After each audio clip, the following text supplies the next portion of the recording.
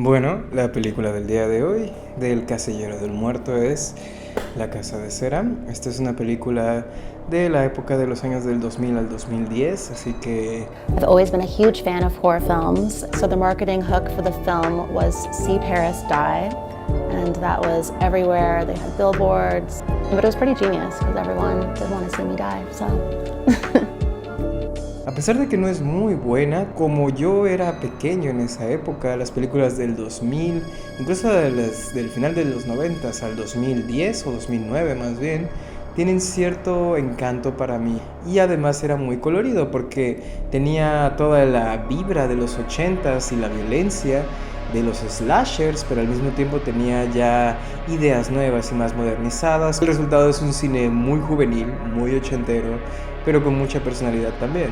Y La Casa de Cera no es una excepción, sino más bien es un perfecto ejemplo de la regla. Cuando yo era muy pequeño y salió esta película, porque yo tenía unos 8 años cuando salió esta película, al cine, yo siempre me gustaba ir a ver las películas de terror al cine con mis papás, así que ellos hacían como una especie de acuerdo conmigo de que si yo me comportaba durante la película, pues podía ver películas, ya saben, como más para adultos. Entonces eso hacía. Pero algo me pasó con esta película en específico cuando la fui a ver. Por alguna razón, el inicio me asustó. Y la verdad es que en el momento no supe por qué. Simplemente sentí miedo y sentí que estaba viendo algo que no debería ver y que me iba a traumar, que me iba a hacer daño de alguna forma. Pensándolo ahora, creo que esto es debido a que la película inicia con un tema de problemas familiares y maltrato infantil. La película abre con los hermanos Vincent y realmente vemos que uno es muy tranquilo y callado y el otro es todo lo contrario, es ruidoso, violento, patalea, grita, daña a sus padres, lo que provoca que la madre se moleste mucho y le pegue una cachetada. Este inicio me perturbó bastante, es algo que no es ajeno para cualquier persona que haya crecido en México y haya escuchado sobre la famosa chancla, pero en ese contexto me tomó por sorpresa. La película es un slasher, hecho y derecho. Un grupo de jóvenes van a un partido de fútbol muy importante del año, fútbol americano, y Carly, que es la protagonista, va con su novio, que es el sujeto de Supernatural. ¿Cómo se llama? Que no es Ashton Kutcher, pero se parece a Ashton Kutcher. Bueno, Sam de Supernatural, no me acuerdo ahorita cómo se llama, Jared Padalecki. Entonces está Carly y Jared Padalecki y ellos son pareja y están todo muy bien, pero el problema es que el novio de Paris Hilton en esta película, porque aparece Paris Hilton en esta película, eso es algo muy bizarro, y el novio de Paris Hilton decide invitar a Nick, que es el hermano de Carly, quien a su vez trae a su compinche Dalton, que está enamorado de Carly. Pero ¿qué sucede? Este grupo tiene un poquito una espinita en el zapato porque resulta que Carly en el pasado acusó a Nick de un robo de auto. No supo reaccionar en el momento, no sabía qué decirle a los policías cuando fueron a preguntar a su casa, así que termina delatándolo por error, lo que pone a Nick en graves aprietos. Esto es un preludio que no vemos en la película, lo cual me parece cuestionable. Sin embargo, es lo que lleva el carácter de la relación de ambos. Nick es alguien que, aunque aprecia a su hermana y la quiere y ve por ella, está fuertemente resentido por este hecho y por haberlo, como quien dice, vendido a los ojos de la familia, a la policía. Y por otro lado, Carly, aunque no se esperaba la visita de su hermano a este evento del juego de americano, trata de arreglar su vínculo con Nick, trata de ser honesta con él, pero esto no funciona y las tensiones solo se ponen peor porque Nick, para torturar a Carly, empieza a molestar a su novio Jared Padalecki. Entonces, bueno, ya establecida esta dinámica, van camino al partido, pero resulta que es en nuestra ciudad. Entonces es un poco como, pareciera que va a ser un road trip la película, pero no, resulta que deciden repentinamente como, hey, es muy tarde, creo que tenemos mucho sueño, vamos a cambiar el plan por completo y a quedarnos en medio de la nada. Entonces tal cual encuentran un pedazo de patio abierto en el bosque y deciden, ¿por qué no?, seguro no va a pasarnos nada, es solo un bosque desconocido que nunca hemos venido antes. Y se plantan ahí, tienen casas y todo, y es una escena muy slasher porque de verdad comienzan a cometer todos los excesos que cometen los adolescentes antes de que los maten en estas películas. Comienzan a beber, un poquito de sexo, un poquito de esto, un poquito del otro. Entonces se encuentran con una camioneta, la camioneta los asusta, no les dice nada, solo hay un sujeto ahí que no sabemos quién es todavía. Nick, que es el más agresivo del grupo, se envalentona cuando todos están asustados y le avienta una botella de cerveza a la luz de la camioneta. Entonces el sujeto simplemente agarra, se da reversa y se va sin decir palabra. Pero esto no acaba aquí. Para esto hay un detalle que me gusta mucho, que es que Dalton tiene consigo todo el tiempo una cámara de video muy del año, muy de los 2000 de mano, y está grabando todo lo que le interesa del viaje, ¿no? Está básicamente generando recuerdos morbosos. Pero más tarde, cuando van a dormirse, esta cámara es robada por alguien.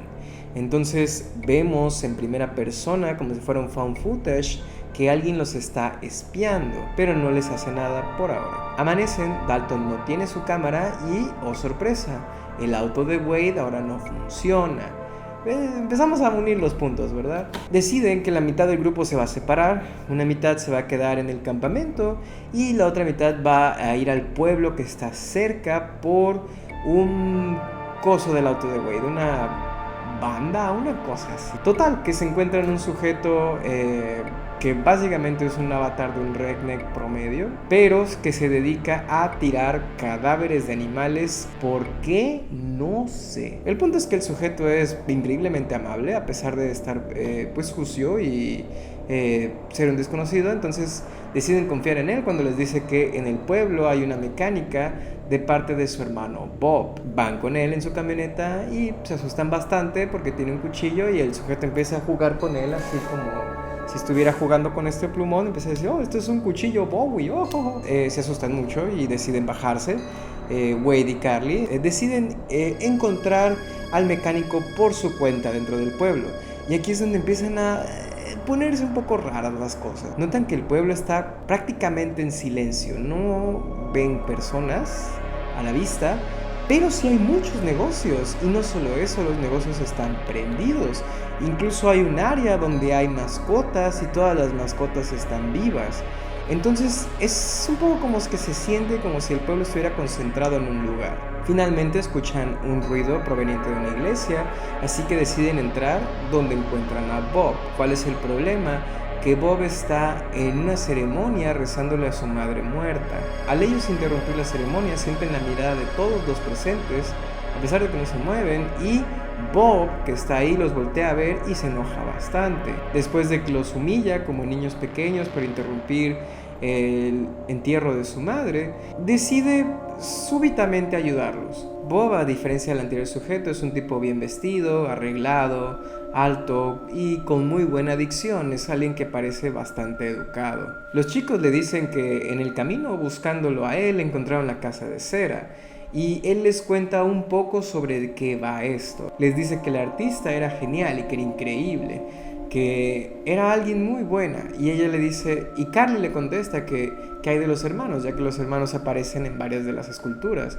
Y él les dice que es una historia muy trágica, ya que después de que los padres murieron, los hijos se quedaron huérfanos y fueron orfanatos donde sufrieron mucho.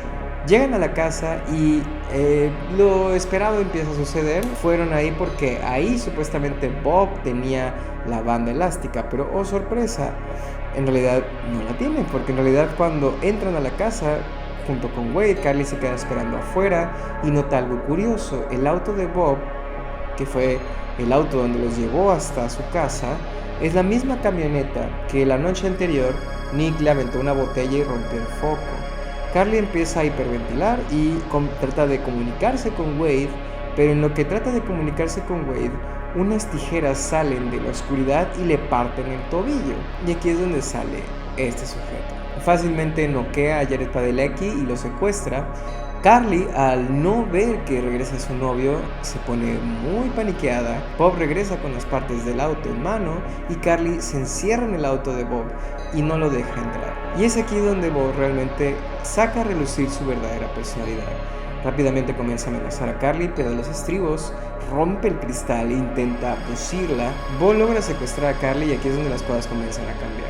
De regreso en el campo, Nick se empieza a dar cuenta de que algo raro está pasando, porque Carly y Wade ya tardaron demasiado en encontrar una maldita banda de coche, entonces dice, hay que hacer algo al respecto. Así que agarra su dúo dinámico, Dalton, y van al pueblo con el auto del novio de Paris Hilton. Mientras tanto, Paris Hilton y su novio de película parece que van a tener sexo, pero en eso llega este señor de la máscara y les dice, no en mi libro. Entonces brutaliza al novio de Paris Hilton y luego persigue a Paris Hilton, quien le da algo de pelea, de hecho, con una tubería, pero se le activa el síndrome de la rubia en películas de terror y por algún motivo, después de darle un golpe crítico en el rostro, deja la tubería en el suelo. Entonces, con esa misma tubería obtenemos una de las escenas más geniales de muerte en toda la película. And I love that my death scene is so iconic.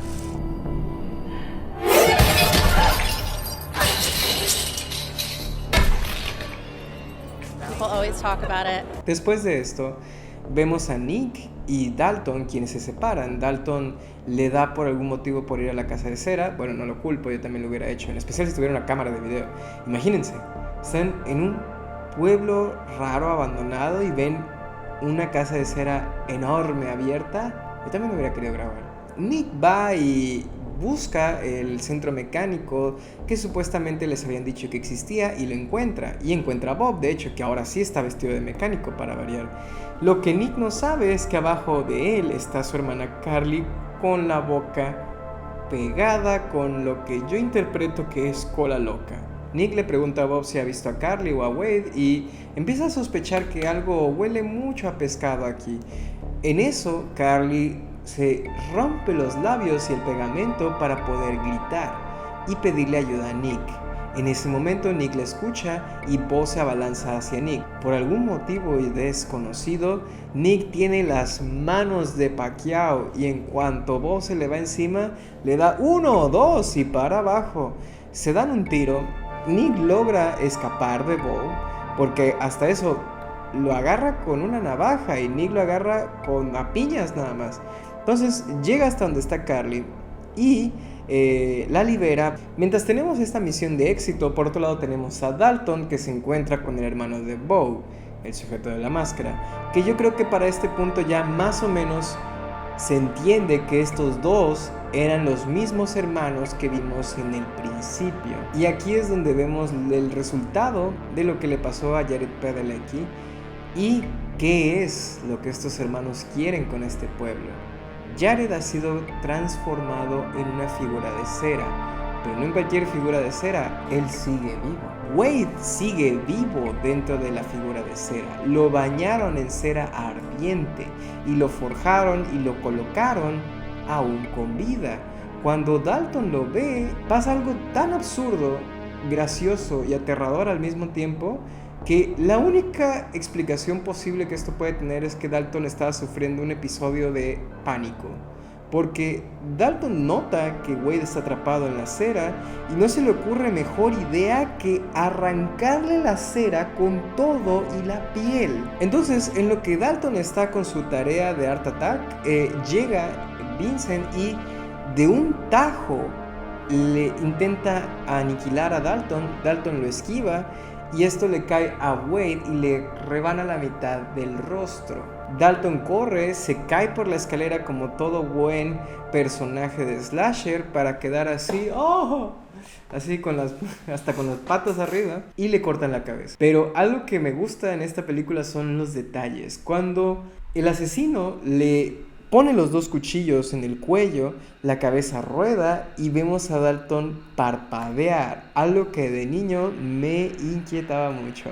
Ya con todos muertos, solo quedan los hermanos Nick y Carly contra Vincent y Bo. Ellos regresan a la casa de cera para tener una confrontación final. Al tratar de escapar, Carly termina encontrándose con Vincent y le dice que ella vio las sillas, las escrituras, vio las fotos, vio las sillas de bebé que estaban llenas de sangre y le dice que él no tiene que ser como su hermano porque él es diferente. Y aquí es donde entendemos una cosa: a pesar que el de la máscara es el que es más eficaz con sus asesinatos, también es el más sensible, el más tranquilo, el más artístico, el más callado, el más inseguro. Y esto es algo que de alguna forma conecta con Carly y Nick. Es como si Carly fuera el hermano de la máscara tranquilo y Nick fuera el hermano desenfrenado. Sin embargo, estamos hablando de gente ya muy adulta, así que aunque Carly hace el intento de hablar con él y convencerlo, y hasta parece por un momento que lo está haciendo, parece por unos segundos que lo está haciendo pensar, simplemente no es suficiente. Es más importante el trabajo de su familia, es más importante el pueblo, las figuras, su arte, el legado de su madre, Gertrudis. Así que en un épico final deciden quemar toda la casa de cera para tratar de huir, no sin antes darse una increíble pelea, los dos hermanos contra los dos hermanos. Y bueno, como son los Final Boys o Final Girl, ellos logran derrotar a los hermanos. Y este otro detalle me encanta: cuando logran matar al primer hermano, el hombre de la máscara sufre mucho, y luego de eso, cuando él es derrotado, cae justo encima de su hermano y vemos sus dos caras pegadas, como si fueran parte de la misma cosa, como si fueran la dualidad, como si fuera un poco lo que les pudo haber pasado a Nick y Carly. Digo, es una analogía bastante obvia, es decir, en el caso de Carly y Nick, había este tema de que Carly no fue cómplice del crimen de Nick, y eso causó que se separaran y tuvieran una ruptura, pero en la vista de la maldad y la adversidad se unen y se protegen a sí mismos y salen adelante, mientras que Vincent y Bo son un poco lo contrario. Un hermano logra infectar al otro hermano y lo convence de que los crímenes están bien, lo convence de que matar gente está bien. Hay una escena donde vemos a Vincent y Bo hablando y vemos que lo regaña, lo hace sentir como basura, le dice: quítate, adefesio, monstruo. Es una dinámica tóxica de hermandad, sin embargo cómplice, porque él accede a hacer las fechorías, él accede a asesinar, él accede a hacer el pueblo cera, él accede a continuar el legado de su familia, dándonos a entender que en el fondo a veces el no estar de acuerdo con un miembro familiar, aunque parezca muy hiriente, a veces es lo mejor para no caer en una espiral de oscuridad.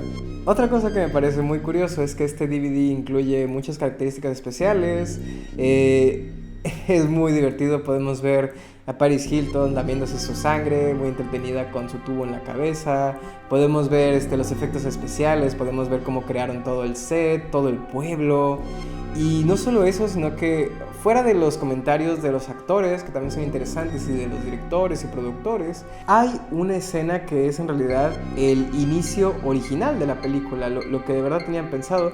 Y me parece súper increíble porque el inicio original es el mismo hermano, es Vincent en el auto, en la camioneta, y está de nuevo esperando, está viendo una mujer en la carretera sin decir nada, y de repente la mujer como que se asusta y él acelera el auto, la agarra del cabello y la arroja hacia su auto, destruyendo su rostro y la deja atorada en la ventana del auto. Es una muerte muy rara y siento que es igual de aterrador que el intro que dejaron. Sin embargo, una parte de mí me hubiera gustado que ambos inicios hubieran quedado en la película. Creo que eso hubiera sido genial. Pero entiendo por qué no lo hicieron, porque el final alternativo, el que quitaron, el inicio alternativo, el que quitaron, en realidad se siente más slasher, se siente más como una película que verías en Pánico o en Golden en la noche en esos años. Entonces creo que querían hacer que la historia tuviera un poco más de trasfondo y peso con lo de los hermanos, para que luego el final tuviera más importancia. Pero bueno, ¿ustedes qué opinan? De 5 estrellas o 5 calaveras, yo le doy a esta película, como película, sin tomar en cuenta mis sentimientos hacia ella, le doy un 2. Creo que es creativa y por eso le doy una estrella. Me gusta cómo improvisa sobre lo que ya estaba y me gusta que tenga buen ritmo las canciones. Me gusta también los sets, son increíbles también, las muertes son muy prácticas y geniales y se siente como que cierra. Sin embargo, creo que pues los demás personajes no sirven de nada más que para morirse. No hay mucha profundidad en la relación de Carly y Nick, fuera de lo que ya mencioné. Y no hay como una idea que sea tan escabrosa, es más bien como el impacto visual. Sin embargo, si lo ponemos a mi gusto personal, yo le daría 3 calaveritas. Creo que es una excelente película, creo que es muy muy divertida y casi nadie le da ese crédito. Creo que es inquietante para hacer una película no tan violenta y creo que tiene muy buenas ideas. Pero bueno, eso es lo que yo opino. ¿Ustedes qué piensan? Déjenmelo en los comentarios.